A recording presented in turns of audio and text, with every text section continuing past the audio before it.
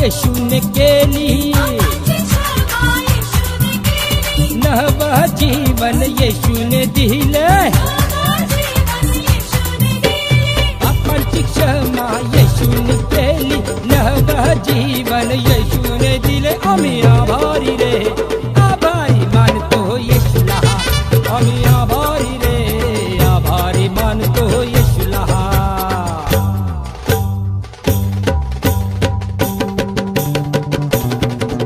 आम्ही आभारी, आभारी मानतो येशूला, आम्ही आभारी रे, आभारी मानतो येशूला, आम्ही आभारी मानतो येशूला. आम्ही आभारी रे, आभारी मानतो येशूला, आम्ही आभारी रे, आभारी मानतो येशूला, आम्ही आभारी रे, आभारी मानतो येशूला, आम्ही आभारी रे, आभारी मानतो येशूला, आम्ही आभारी रे, आभारी मानतो येशूला. आपण प्रार्थना करू. स्वर्गीय प्रभू, आम्ही स्तुती करीतो, तुझ्या नावाला मान महिमा धन्यवाद देतो. या भूतलावर जगण्यासाठी अनेक गोष्टी आम्हाला हव्या असतात आणि त्या तू पुरवितोस आणि त्यामधून प्रभू आम्ही तुला द्यावं ही तू आम्हाला दिलेली शिकवण आहे. दिल्याने कमी होत नाही पण वाढत जाते, हा तुझा स्वर्गीय आशीर्वाद असतो आणि त्यामध्ये आम्ही सर्व सहभागी झालेलो आहोत. हिरवेने दिलेल्या 2 टोल्या प्रभू, हे उदाहरण तू आम्हाला दिलेलं आहेस. प्रभू, आम्ही प्रार्थना करतो की ह्या बिकट परिस्थितीमधून जात असताना देखील आम्ही आमची दाने आणि अर्पणे तुझ्या समोर आणलेली आहेत आणि ती सादर केलेली आहेत. प्रभू, याजवर आशीर्वाद पाठव. देणाऱ्यांना अधिक दे, जे देऊ शकले नाहीत त्यांच्या मार्गातील सगळे अडखळणं दूर कर आणि देण्यासाठी त्यांना तू संधी दे. येशूच्या नावाने आमेन. यावेळेला आपण आपल्या प्रार्थना, विनंत्या, रदबदल्या, आभार प्रदर्शनाच्या बाबी आपण प्रभूच्या सिंहासनासमोर मांडणार आहोत आणि आपण मध्यस्थीच्या प्रार्थनेमध्ये यावेळेस जाऊ. आपण मध्यस्थीच्या प्रार्थनेत जाऊया. मुद्देसूद प्रार्थना करण्यात येईल. मंडळीने त्या प्रार्थनेला प्रतिसाद द्यावा. तुला विनवितो आमचे ऐक असा प्रतिसाद मंडळीने द्यावा. हे सर्वसमर्थ ईश्वरा, मानवांसाठी प्रार्थना, विनंत्या व मध्यस्थी करावी असे तू आम्हा शिकवले आहे. आम्ही प्रार्थना करतो तेव्हा तू ऐक. तू प्रसन्न होऊन आपल्या सार्वत्रिक एकलेसीला सत्याच्या, ऐक्याच्या व एकात्मतेच्या आत्म्याने सदैव प्रेरणा देत असावे म्हणून हे जगत चालका, जे तुझे पवित्र नाव पत्कारितात त्या सर्वांनी तुझ्या पवित्र वचनाच्या सत्याशी सहमत असावे आणि ऐक्य व ईश्वरचित प्रीतीत राहावे म्हणून हे स्वर्गीय बापा, आमचे सर्व बिशप, प्रीस्ट व डिकन यांना विशेषतः तुझे सेवक, आमचे मॉडरेटर रेव्हरंड PCC आणि आमचे बिशप राईट रेव्हरंड डॉक्टर प्रकाश पाटोळे, त्याचप्रमाणे आमचे चर्चचे आचार्य रेव्हरंड डॉक्टर सुनील आवळे यांना आपल्या आचरणाने व तत्वनिष्ठेने तुझे खरे व जीवनदायी वचन प्रकट करण्यास व तुझ्या पवित्र सांख्यमतांचे अनुष्ठान यथाविधी व योग्य रीतीने चालवण्यास तू आपला दिव्य अनुग्रह द्यावा म्हणून हे सत्य स्वरूपा, तुझ्या ऐकलेसीची उभारणी व शुभवर्धनाचा प्रसार करावा म्हणून ज्या तुझ्या इतर सेवकास निरनिराळी कामे करण्यास तू पाचारण केले आहेस त्यांना आशीर्वाद द्यावा आणि सर्व जग तुझ्या सत्याच्या ज्ञानाने भरले जावे म्हणून हे जगत प्रकाशा, तुझ्या सर्व लोकांस व विशेषतः जो भक्तगण आहे त्याला अंतःकरणाने व योग्य भक्तिभावाने तुझे पवित्र वचन ऐकून स्वीकारण्यास आणि तुझी सेवा खरेपणाने, पवित्रतेने व धार्मिकतेने आयुष्यभर करण्यास तू आपला दिव्य अनुग्रह द्यावा म्हणून हे जगन्नायका, तू सर्व राष्ट्रांना नीतिमत्तेच्या शांतीच्या मार्गाने चालेल आणि त्यांचे राज्य करते. विशेष करून आमचे राष्ट्रपती, पंतप्रधान, राज्यपाल व त्यांच्या अधिपत्याखाली असलेले सर्व अधिकारी यास असे मार्गदर्शन कर की तुझ्या लोकांस त्यांनी न्यायाने व शांततेने वागवावे म्हणून हे प्रभू तुझ्या स्वर्गीय आशीर्वादाने टंचाई व दुष्काळ यांपासून बचाव व्हावा व भूमीचे उत्पन्न हंगामानुसार कृतज्ञ अंतःकरणाने आम्ही उपभोगावे म्हणून हे दयाधना या नश्वर आयुष्यात जे कोणी क्लेश, शोक, अडचण, दुखणे अथवा दुसरी कोणती विपत्ती यांनी पीडित असतील, विशेषतः आमच्या चर्चचे सभासद ज्यांची नावे आम्हाला ठाऊक नाही, त्याचप्रमाणे विशेष करून आम्ही प्रार्थना करतो या जगामध्ये परमेश्वराची महामारी पसरली आहे, कोरोना व्हायरस परमेश्वर हा विषाणू परमेश्वर संपूर्ण देशभर पसरला आहे, तो आटोक्यात येण्यासाठी परमेश्वर तू सहाय्य आणि मदत कर. त्याचप्रमाणे जे ह्या आजाराने पीडित आहे परमेश्वर त्यांना तू स्पर्श कर आणि या आजारातून त्यांना बाहेर असं काढ. त्याचप्रमाणे परमेश्वर बाप्पा डॉक्टर, सायंटिस्ट आणि जे इतर जे काही परमेश्वर सहाय्यक वर्ग आहे परमेश्वर या विषाणू नायनाट व्हावा यासाठी जे औषध आणि लस उपचार परमेश्वर याचं संशोधन करत आहे त्यांना तू योग्य ते मार्गदर्शन कर. त्याचप्रमाणे आम्ही आठवण करतो परमेश्वर जे कोणी आजारी असतील परमेश्वर त्यांचे तू सांत्वन व सहाय्य करावे म्हणून हे मृत्युंजय प्रभू तुझ्या निवडलेल्या निष्ठावंत सेवकांसह आम्हाला तुझ्या पुत्राच्या दुःख सहनाचे अत्यर्क लाभ प्राप्त व्हावे म्हणून हे संतभूषणा तुझ्या संतांच्या चांगल्या कित्यास आम्ही अनुसरावे व त्यांच्यासह तुझ्या स्वर्गीय राज्याचे सहभागी व्हावे असा अनुग्रह तू आम्हास द्यावा म्हणून आपण सर्वजण प्रार्थना करूया. हे बाप्पा तुझे राज्य लवकर येऊ दे आणि असे कर की आम्ही व तुझ्या सर्व सेवकांनी तुझ्या पवित्र आत्म्याच्या सनातन सहभागीपणात संजीवन पावावे आणि तुझा पुत्र येशू ख्रिस्त आमचा एकच मध्यस्थ व कैवारी याचे गौरवीय प्रतापी पुनरागमन होईल तेव्हा त्याला आनंदाने पाहावे. आमेन. हे प्रभू येशू ये. आमच्याकडे काही विनंत्या आलेल्या आहेत. आपणामध्ये काही आजारी सभासद आहेत आणि त्यांनी विनंती केलेली आहे की आमच्यासाठी कृपया प्रार्थना करा.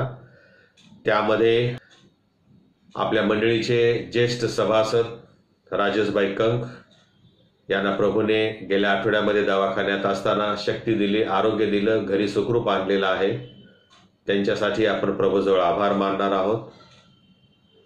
त्याचप्रकारे विनिता भिंगार दिवे आणि त्यांचा मुलगा एथान यांच्याबद्दल उपकारस्तुती करूया की आमच्या या बहिणीची प्रसूती प्रभूने सुरक्षित केली आणि या दोघांना माता आणि पुत्र यांना सुरक्षित ठेवलेलं आहे. त्याबद्दल आपण प्रभूचे आभार मानू. प्रभुदेव बाप्पा आम्ही राजेशबाई कंक या आमच्या बहिणीसाठी प्रार्थना करतो. गेल्या आठवड्यात आम्ही त्यांच्यासाठी विनंत्या केल्या, त्या तू ऐकल्यास आणि प्रभू सुखरूप त्यांना घरी आणलेला आहेस. प्रभू आम्ही विनंती करतो त्यांना शक्ती दे, अशक्तपणा घालवून टाक. तुझं रक्त प्रभू त्यांच्यामध्ये खेळू दे, त्यांना ताकद दे आणि प्रभुदेव बाप्पा तू त्यांना सहाय्य कर, मार्गदर्शन कर. त्याच प्रकारे प्रभू आम्ही विनिता भिंगार देवेंसाठी प्रार्थना करतो. धन्यवाद देतो प्रभू की त्यांच्या प्रसूती प्रभू तू सुरक्षित केलीस आणि त्यांना तू पुत्ररत्न देऊन त्यांना आशीर्वादित केलेला आहेस. प्रभुदेव बाप्पा आम्ही दोघांसाठी प्रार्थना करतो. दोघांना तो आरोग्य दे आणि तुझं गौरव करण्यासाठी त्यांना तू उभं कर. आमच्यामध्ये असे अनेक लोक आहेत प्रभू ज्यांची नावं आम्हाला ठाऊक नाहीत. प्रभू तू त्यांना स्पर्श कर, तुझी साक्ष देण्यासाठी, तुझं गौरव करण्यासाठी त्यांना तू प्रभू आजारातून उठव. येशूच्या नावात मागतो म्हणून ऐक. आमेन.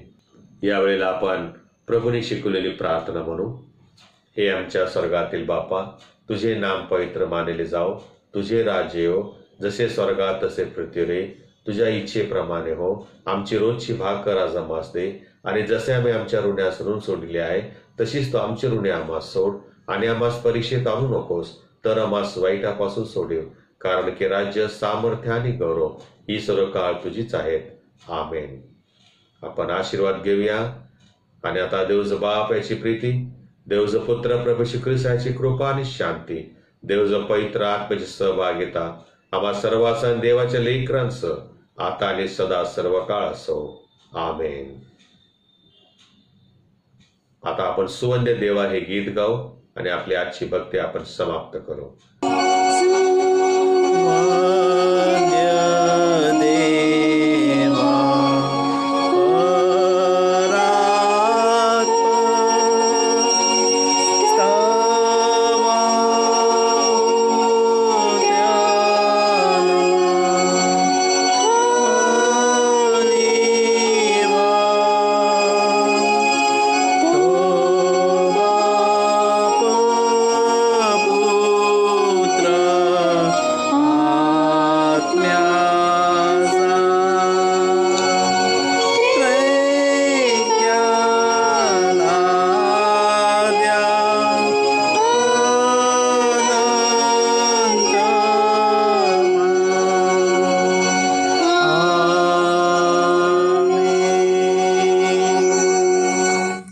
प्रभूवर प्रेम करण्यास व त्याची सेवा करण्यास शांतीने जा.